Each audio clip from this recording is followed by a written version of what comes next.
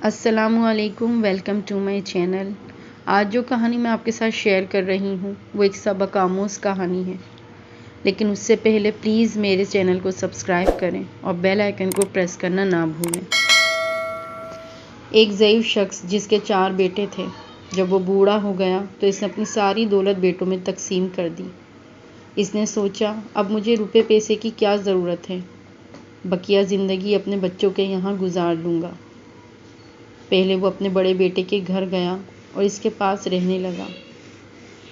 ابتدائی ایام میں تو بڑے بیٹے نے اس کی بہت خدمت کی، خوب آؤ بھگت کی اور کہا آپ کا خیال رکھنا تو میرا فرض ہے، مگر تھوڑے دنوں بعد وہ اپنے باپ سے بیزار ہو گیا۔ اب وہ اس کا ادب بھی نہ کرتا تھا، بلکہ کبھی کبھی اپنے والد کو ڈانٹ لیتا تھا۔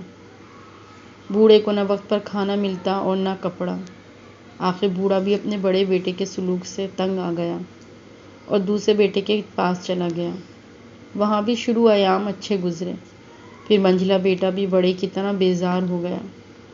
اس کی بیوی تو اپنے سسر کے ساتھ بد زبانی بھی کرتی اور کہتی کہ ہم پہلے ہی مشکل سے گزر بسر کر رہے تھے، اب تم نے بھی آ کر اور بھی پریشان کر دیا ہے۔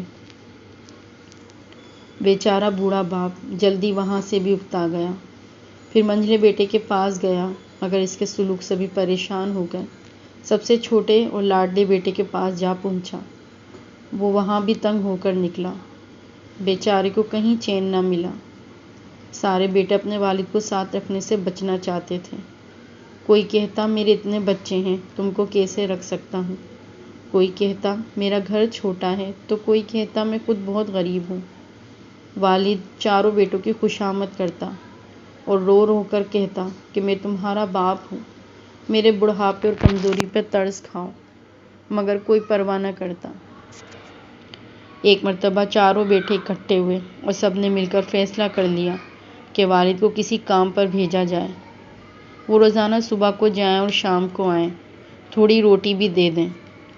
والد نے سنا تو بڑی عاجزی کے ساتھ بیٹوں سے کہنے لگا مجھے کام کرنا نہیں آتا، میں بوڑھا ہوں، میری آنکھیں کمزور ہو گئی ہیں، مجھے اچھی طرح دکھائی بھی نہیں دیتا، اب میں کام پہ جا کر کیا کروں گا؟ مجھے کہیں رہنے کو تھوڑی سی جگہ اور ایک ٹکڑا روٹی دے دیا کرو، میں پڑا رہوں گا۔ مگر ظالم بیٹے نے والد کی ایک نہ سنی اور گاؤں سے دور ایک دکان میں زبردستی بھیج دیا۔ والد روتا ہوا چلا جا رہا تھا کہ راستے میں ایک ضعیف مگر امیر آدمی کا گھوڑا وہاں سے گزرا۔ وہ گھوڑے سے اتر کر پوچھا کہاں جا رہے ہو؟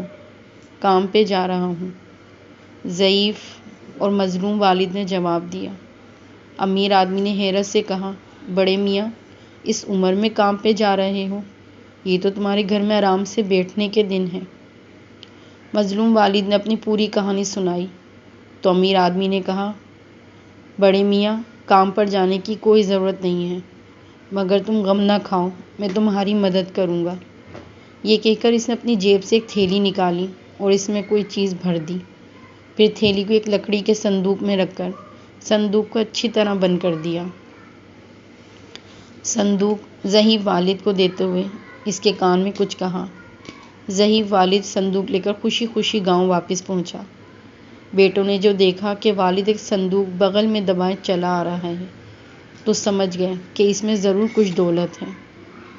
انہوں نے اپنے والد سے یہ نہ پوچھا کہ تم اسکول کیوں نہیں گئے، بلکہ سب خاطر تواضع میں لگ گئے۔ ہر ایک اسے اپنے گھر چلنے کو کہتا۔ پھر انہوں نے والد کو خوب کھانا کھلایا۔ کھانے پینے کے بعد بوڑھے نے کہا میرے بچوں، اپنی جوانی میں نے کچھ دولت جمع کر کے جنگل میں دفن کر دی تھی، مجھے اس کا خیال بھی نہیں رہا۔ آج جو ادھر سے گزرا تو یاد آیا، زمین کھودی تو صندوق جوں کا توں تھا، اب یہ میری زندگی تک یوں ہی بن رہے گا۔ میرے مرنے کے بعد اسے کھولنا اور تم میں سے جو میری خدمت زیادہ کرے گا اور بڑھاپے میں آرام دے گا، اس دولت کا زیادہ حصہ اسی کو ہی ملے گا۔ یہ سن کر چاروں بیٹے آپس میں لڑنے لگے کہ ابا کو میں اپنے پاس رکھوں گا۔ اب بوڑھا جس بیٹے کے پاس بھی جاتا اس کی خوب آؤ بھگت ہوتی، سب اس کے کھانے کپڑے اور آرام کا خیال رکھتے۔ اسی طرح بوڑھے کی زندگی مزے میں گزرنے لگی۔ بہت دنوں تک آرام سے زندگی گزارنے کے بعد بوڑھا مر گیا۔ چاروں بیٹوں نے مل کر بڑے شان سے اس کو دفن کیا، شاندار فاتحہ کرائی، غریبوں کو خیرات دی، پھر سارے کاموں سے فارغ ہونے کے بعد صندوق کھولنے لگے۔ مگر صندوق کھولنے سے پہلے ہی چاروں بھائیوں میں بحث و مباحثہ ہونے لگا۔ ہر ایک کہتا میں نے ابا کی زیادہ خدمت کی ہے، اس لیے بڑا حصہ مجھے ملنا چاہیے۔ آخر میں یہ طے پایا کہ چاروں میں برابر تقسیم کر لیں گے۔ صندوق کھولا گیا تو اس سے بڑی خوبصورت ریشمی تھیلی نکلی جس کا منہ بند تھا۔ اس میں چھن چھن کی آواز آ رہی تھی۔ بڑی بے صبری سے تھیلی کھولی اور فرش پر خالی کر دی، مگر کیا دیکھتے ہیں کہ اس میں سے کانچ کے چھوٹے چھوٹے ٹکڑے گر کر فرش پر پھیل گئے۔ اس پر چاروں بیٹوں کو بہت غصہ آیا اور وہ آپس میں ہی لڑنے لگے۔ گاؤں کے دوسرے لوگ یہ دیکھ کر خوب ہنسے اور ان نافرمان اولاد سے کہا، دیکھ لی اپنے بوڑھے باپ کی عقل، تم اسے کام پر بھیج رہے تھے نا، تم سب، مگر اس نے کام پر جائے بغیر تمہیں کیسا مزیدار سبق سکھایا۔ تو آپ کو میری کہانی کیسی لگی پلیز مجھے کمنٹس میں ضرور بتائیے گا۔ شکریہ۔